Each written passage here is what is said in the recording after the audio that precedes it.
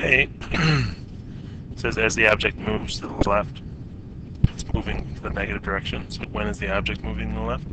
That's when the velocity is less than 0. So velocity is negative, it's moving to the left. So for part A, we need to find out velocity. So we take the derivative and we get t squared plus 2t minus 3. We need to know when that's 0.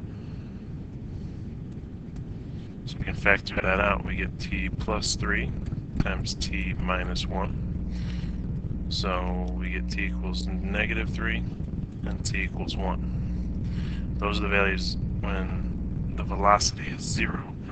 We want to figure out when velocity is negative. So we can look at a number line for velocity. We know it's 0 at those points. Then if we go ahead and put in a value less than negative 3 into our velocity, like negative 4, negative 4 plus 3 is a negative 1. Negative 4 minus 5, negative 4 minus 1 is negative 5. So we have negative times negative gives us positive. Put in 0, number in between here.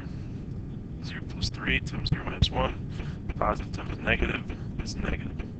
And the number bigger than 1, 2. 2 plus 3 is 5. 2 minus 1 is 1, so positive times positive. We want to know when is the object moving left.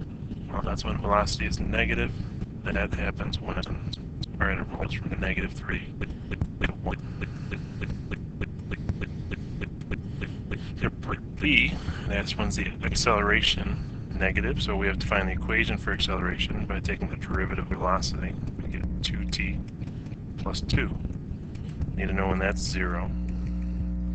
So that would happen when t is negative 1. So we can look at a number line for acceleration. When t is less than 1, like 0, we get a positive value.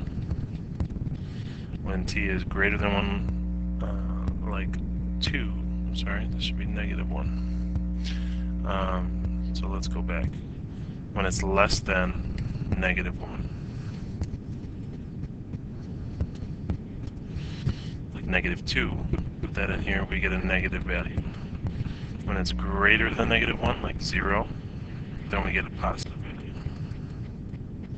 So the acceleration is negative from negative infinity to negative 1. For part C, we want to draw a diagram showing the object's movement from negative 2 to 6. So to do that, we're looking at the position of this function when t is negative 2 at the endpoints, and at the critical values where the velocity is 0. So negative 3 wouldn't work because it's smaller than negative 2, but 1 would, and our other endpoint is 6.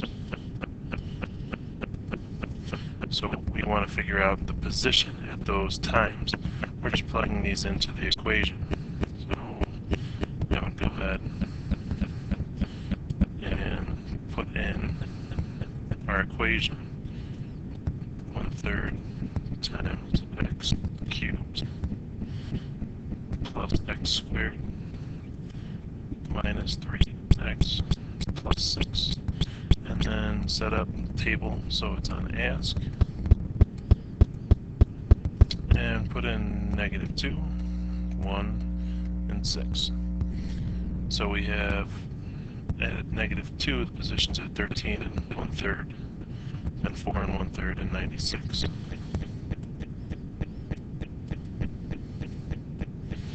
So we want to draw a diagram. So our lowest value here is 4 and 1/3, 13 and 1/3. Okay, wrong.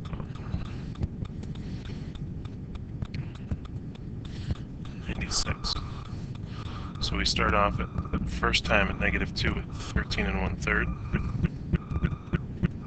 Then we go to 4 and 1/3 when t equals 1. And then when t equals 6, we're at 96. So it goes to the left and then comes back to the right. For the last part, part D, it asks when is the object slowing down. So we've done some problems where it asks when is it speeding up. Remember, it speeds up when velocity and acceleration are both positive or both negative. Slowing down is when velocity and acceleration are opposites. So to figure that out, we need to combine the two number lines we did in A and B. We put the velocity on top, acceleration on bottom, and we had -3 and 1 for velocity and -1 for acceleration. So velocity was positive when it was less than -3 and positive when it was greater than 1, same as up here, and then negative in between. Acceleration was negative when it was less than -1 and positive when it's greater than -1. We want to know when it's slowing down. That's when acceleration and velocity are opposite signs. Velocity is positive, it means it's going to the right. Acceleration is negative, it's kind of slowing it down, pushing it to the left, and vice versa here. So it's slowing down from negative. We'll just assume this is on the whole domain of this function instead of just this interval. So from -infinity to -3, and from -1 to 1. If we're supposed to use this interval, then it would just be from -2 to -1, and then, I'm sorry, it would just be from -1 to 1. This interval would not be part of it.